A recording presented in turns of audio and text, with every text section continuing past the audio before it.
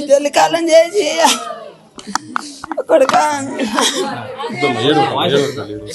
ఏం జరిగిందమ్మా? జరిగినటువంటి విషయం చెప్పి భర్త ఎంతవరకు చదువుకున్నాడు, ఏమైంది నిన్న? ఏం జరగదు, ఆయనకు ఎప్పుడు జాబ్ రాలేదనే బాగా ఉంటుంది. అసలు మస్తు చదువుతాడు, ఫుల్ చదువుతాడు. హిందీ వచ్చు, ఇంగ్లీష్ వచ్చు, అన్నీ వచ్చు, పర్ఫెక్ట్గా వచ్చు. అన్నీ చేసేది, అన్నీ అప్లై చేసేది. ఎన్ని ఆశ కొట్టి తీసుకున్నాడు, ఫుల్ చేసేది. ఎదురైన జాబ్ అప్లై చేసేది. కూడా పోయిండు బీటెక్. మిమ్మల్ని అందరూ వదిలేసి కూడా హైదరాబాద్ ప్రిపేర్ అయ్యండి వచ్చి ఏమన్నా? ఎక్కడ చదువుకునేది? పెళ్ళి ముందు చేసిండు. మేము పెళ్ళైనాక బోర్బండ పోయినాం, అక్కడ ప్రిపేర్ అయినా. అడేం పని చేయకుండా ప్రిపేర్ అయ్యేదా? చేసుకుంటూ ప్రిపేర్ అయిపోయి. ఏమని చెప్పేది మరి నీకు పెళ్ళైన తర్వాత? ఏమైనా ఇట్లా జాబ్స్ గురించి ఏమైనా చెప్పేది? నాకు ఉద్యోగం రాలేదు ఏమని చెప్పేది? చాలా బాధపడేది. ఇంత బాధ అని నాకు ఏది లక్కు లేదు అనిపించేది. బాగా మనసులో పెట్టుకునేది చాలా. అంటే జరిగే ఒక రోజు ముందు ఏమన్నా మీతో మాట్లాడడం జరిగిందా? ఏం లేదు, మంచిగానే ఉన్నా అంటాడు అంతే. అనే లోపల బాధ పెట్టుకునేది. ఇదే బాధ ఉండేది, ఇదే బాధ. ఆయనకు చదివించి బాగా అన్నయ్య. అంత చదువు చదివింది కదా, ఏం పని చేసేది ఇక్కడ మరి? ఏమైనా రెగ్యులర్గా ఏమైనా పని చేసేదా? ఇక జాబ్ రాలేదని ఆశ కొట్టేసుకొని కానీ మొన్న నుండే వ్యవసాయం చేస్తాను సార్. అంతకుముందు ఏం చేసేది?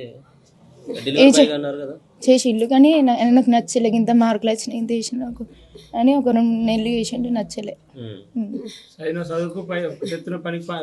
లేదని ఓకే బాధపడేది, నచ్చలేదు.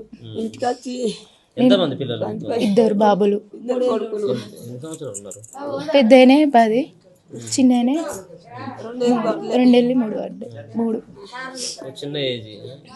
ఇబ్బంది కదా చాలా ధైర్యం చెప్పిన సార్, రాకున్నా అని ఉందామని చెప్పిన. ఆయన అసలు మనసు ఒప్పుకోలే. బాగా చదివేది, ఆయనకు మనసు ఒప్పుకోలే. ఎన్ని గంటలకు చేసుకున్నాడు? ఎక్కడ చేసుకున్నాడు? ఎట్లా చేసుకున్నాడు? నిన్న పని పోయినా సార్, మంచిగానే ఉన్నది నాతోని.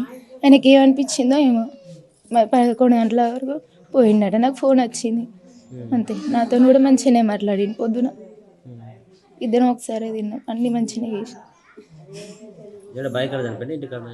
బైక్ అన్నే రోజు లెక్కనే మాట్లాడి మామూలుగానే. ఆయన ఏం ఇట్లా బాగా ఏం మాట్లాడచ్చు సార్, మామూలుగానే. అప్పుడు లేవు, ఉద్యోగం గురించి చాలా ఆలోచించేది అన్నయ్య. అదే ఉండేది. ఇట్లా తల్లి నువ్వు అమ్మవా? ఎంతమంది నీకు పిల్లలు? ఎంతమంది?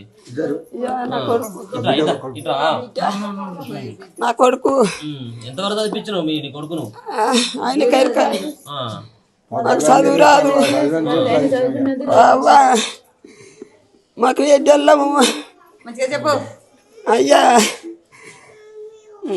నా కొడుక రంది పెట్టుకోకంటే అదే రంది పెట్టుకునేది. మాకు ఇట్లా తెలియదు. అవ్వా అవ్వ అని పిలిచేది, చెప్పపోయేది, మనసులో పెట్టుకునేది. అవ్వా చిన్నప్పటి నుంచి మంచిగా చదివేదా? మంచిగానే చదివేది. ఇక్కడ చూత ఫస్ట్ వచ్చిండు, ఇక్కడనే 5 చదివిండు. అవ్వా మల్లికుల్ల కాడ 10 చదివిండు. ఈ ఆకాంచి హాస్టల్ పోయిండు. హాస్టల్ పోయిన కాంచి ఇక మంచిగానే ఉంటున్నాడు అనుకున్నా. ఇక నా కొడుకు నన్ను తాతాడు అనుకున్నా. ఇక మంచిగా వచ్చేది నా కొడుకు. నేను ఇట్లా చేస్తాడు అనుకోవాలి. నా కొడుకు నన్ను చేతివి నా కొడుకు.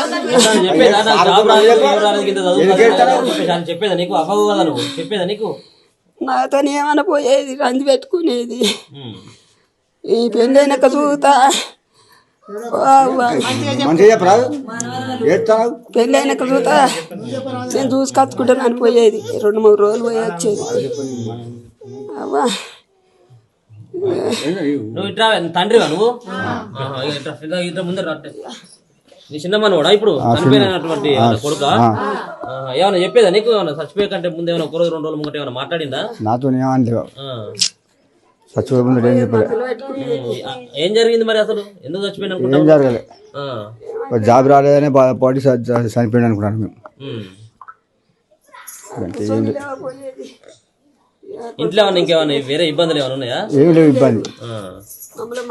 మంచిగా చూసుకునేది.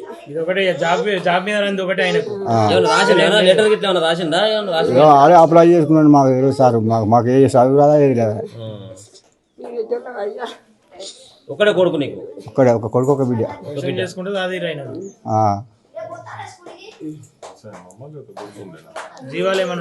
ఏవి లేవు. మాకు చిన్ననాటి నుంచి ఎన్నో లేవు, ఏవి లేవు. పొలం ఎకరన్నర ఉన్నది, కుసుకో 2 ఎకరాలు ఉన్నది.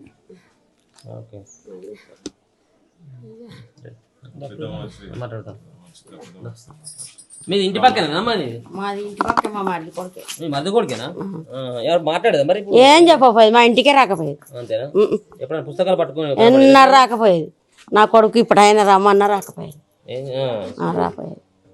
ఎట్లా ఉండేది మరి అందరితో? ఎట్లా ఉండేది?